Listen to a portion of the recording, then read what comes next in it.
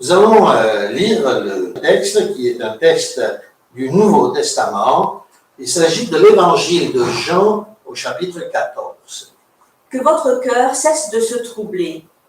Croyez en Dieu, croyez aussi en moi. Dans la maison de mon Père, il y a de nombreuses demeures. Sinon, je vous l'aurais dit, je vais vous préparer une place. Et quand je serai allé et que je vous aurai préparé une place, à nouveau, je viendrai et je vous prendrai près de moi, afin que là où je suis, vous aussi vous soyez. Et du lieu où je vais, vous savez le chemin. Thomas lui dit, Seigneur, nous ne savons pas où tu vas. Comment saurions-nous le chemin? Jésus lui dit, moi, je suis le chemin, la vérité et la vie. Nul ne vient au Père sinon par moi. Si vous me connaissez, vous connaîtrez aussi mon Père. Dès à présent, vous le connaissez et vous l'avez vu. Philippe lui dit, Seigneur, montre-nous le Père, et cela nous suffit. Jésus lui dit, voilà si longtemps que je suis avec vous, et tu ne me connais pas, Philippe? Qui m'a vu a vu le Père. Comment peux-tu dire, montre-nous le Père? Ne crois-tu pas que je suis dans le Père et que le Père est en moi? Les paroles que je vous dis, je ne les dis pas de moi-même, mais le Père, demeurant en moi, fait ses œuvres.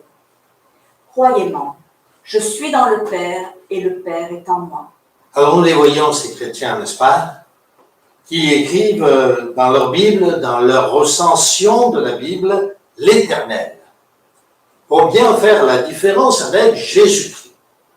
Alors dans leur Bible, Dieu le Père s'appelle l'Éternel, ce qui n'est qu'un qualificatif, nous le savons, un qualificatif rajouté dans la Bible, puisqu'il n'y est pas, et que le livre, nous le savons, de l'Apocalypse nous dit que quiconque aura rajouté ou soustrait, ne serait-ce qu'un mot, est passible de la GN.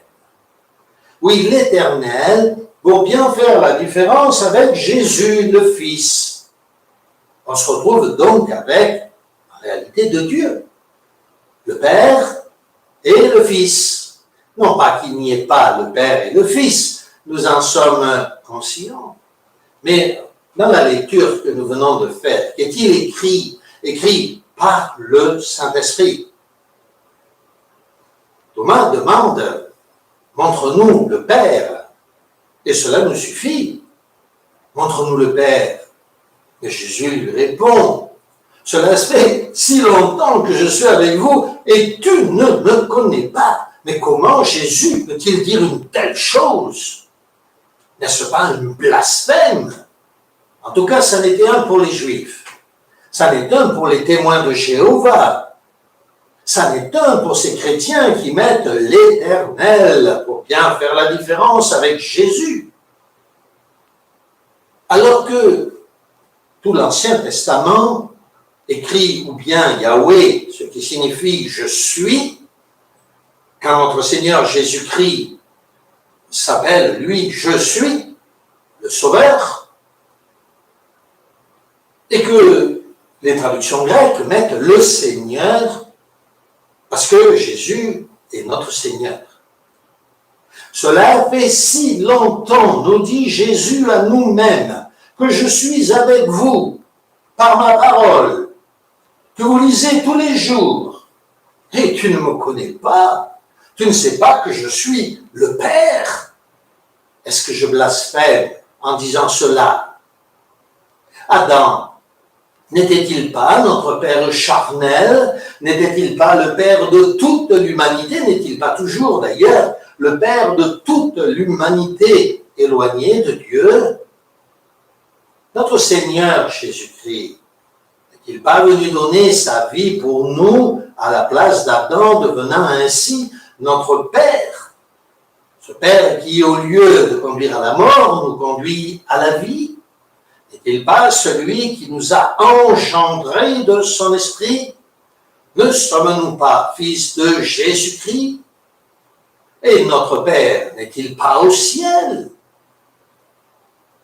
ces Juifs, qui ont rejeté Jésus, en réalité, ont rejeté le Yahweh de l'Ancien Testament, celui qui aurait dû être leur Père. Ils n'ont pas vu en Jésus le Yahweh de l'Ancien Testament. Ils ont refusé de le voir, jusqu'à dire même, nous n'avons de roi que César. César qui les a punis si sévèrement.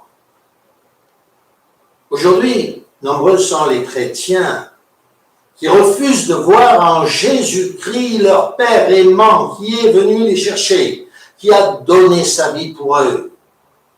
Nul ne peut aller à Dieu sinon qu'à travers le Fils. Il est impossible de voir le Père qui est invisible sinon à travers son image même parfaite, nous dit la Bible, notre Seigneur Jésus-Christ. Oui, chrétien, te dit Jésus-Christ, cela fait si longtemps que je suis avec toi et tu ne me connais pas. Tu ne sais pas que je suis ton Père, que je suis venu en Fils parce que je suis Fils de Dieu et que Dieu est si grand qu'il n'aurait pu venir. Mais moi, je suis engendré de Dieu.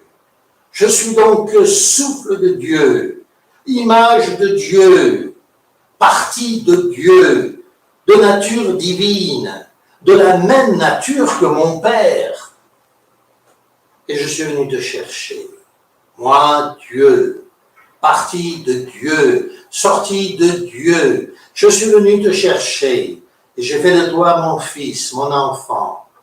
Et je suis retourné dans le Père. Parce que je ne suis pas un homme, et que mon Père n'est pas un homme, un être qui serait séparé. Nous sommes unis, comme les eaux de la mer morte, par exemple. On peut sortir un échantillon de cette eau et remettre l'échantillon dans la mer morte.